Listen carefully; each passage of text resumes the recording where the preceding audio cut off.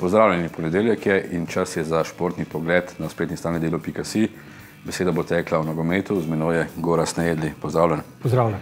Govoriva o zadnjih dejanjih v letu 2014. Za nami je že zadnje kolo jesenskega dela prvenstva v prvi nogometni ligi.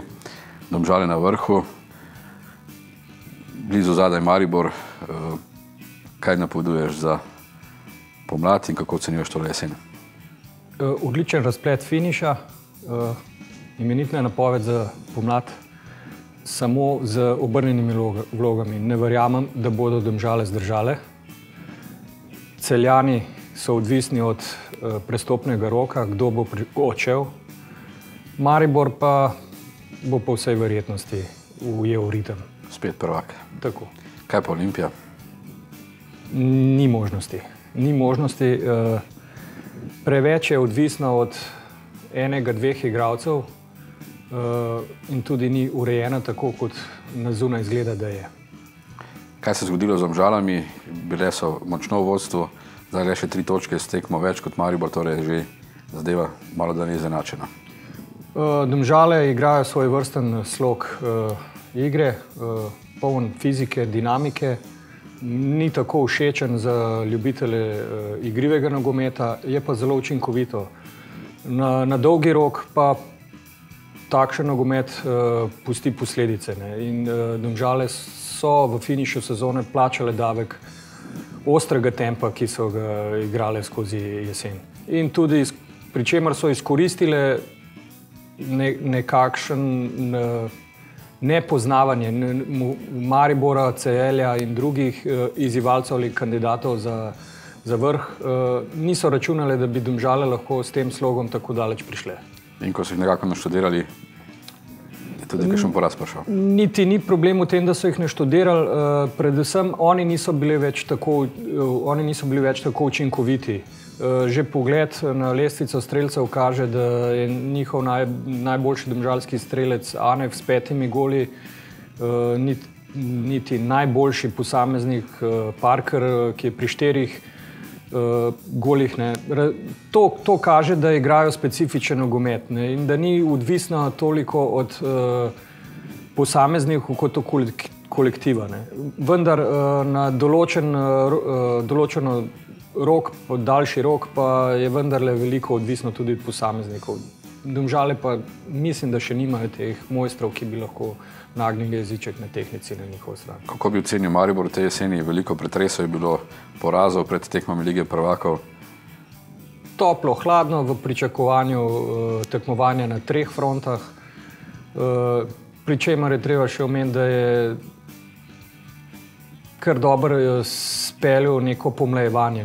Veliko priložnosti so dobili tudi igralci, ki so na tako imenovanem rezervnem seznamu. In vključno s favoriziranjem 2-3 igralcev, kar je seveda odlično, če pri tem ne trpijo tekmovalni izidi. In pri Mariboru se ni zabiti, da bi še trpeli tekmovalni izidi, zaostanek je ulovljiv, še posebej ob dejstvu, da imajo tekmo manj in zmago nad Olimpijo so Domžale že ujete. Tako da celo dobro se jim je šlo. Kaj pa Evropa? V sredo prihaja Schalke v Ljudski vrt. Kalkulacij ni, samo zmaga pelje Maribor še v Evropsko ligo, v pomladanski del. Je možna ta zmaga in nadaljevanje sezone? Možno je, otežujejo pa, oziroma ne, celo bi rekel nasprotno, lažjo pot ima do zmage, kakor če bi samo on moral zmagati. Dejstvo je, da mora tudi Schalke zmagati. Schalke upa na uvrstitev na drugo mesto ob idealnem razpletu v Londonu, kjer naj bi Chelsea premagal Sporting. Za zmago v Ljudskem vrtu bi potem on bil drugi, kar pa odpira možnosti Mariboru. Torej tudi za lepo tekmo odprto? Nekako tako, spektakel v glavnem. Za konec sezone imeniten.